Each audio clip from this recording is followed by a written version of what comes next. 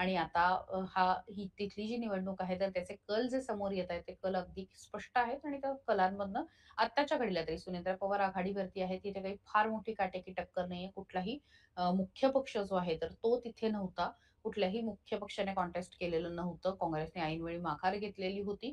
काँग्रेसने राष्ट्रवादीला झुंजवलं. थोडासा त्रासही म्हणजे त्रास असं नाही म्हणू शकत आपण, पण वाट बघायला लावली, कष्ट करायला लावले, विनंती करायला लावली, पण अखेर काँग्रेसने सुद्धा माघार घेतली आणि त्यानंतर आता तिथला जो निकाल आहे तो समोर यायला सुरुवात झालेली आहे.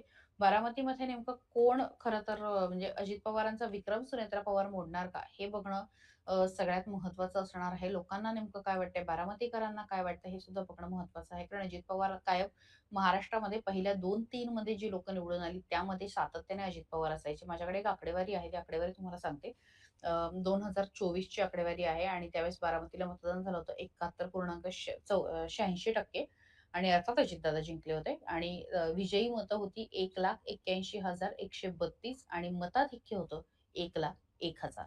2019 साली जी विधानसभा झाली त्याच्यामध्ये अजित पवारांना मतं होती 1,95,641 आणि मताधिक्य होतं 1,65,265. त्यानंतर 2014 ला अजित पवारांना मतं मिळाली होती 1,50,588 मताधिक्य होतं 89,791 आणि 2009 साली अजित पवारांना मतं होती 1,28,544 आणि मताधिक्य होतं 1,02,797.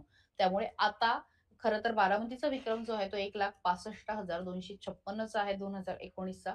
सुनेत्रा पवारांना यावेळेस खरंच तेवढी मतं मिळतील का? बारामतीकरांच्या मनात काय आहे?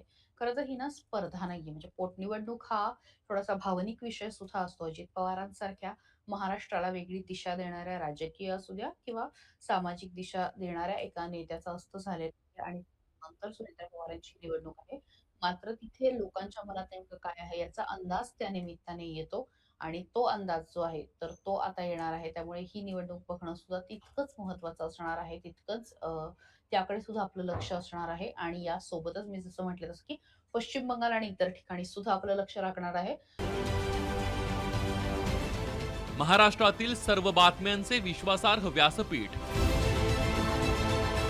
सकाळच्या सर्व सोशल मीडिया प्लॅटफॉर्मला लाईक, फॉलो आणि सबस्क्राईब करा. तसंच सर्व नोटिफिकेशनसाठी बेल आयकॉन प्रेस करायला विसरू नका.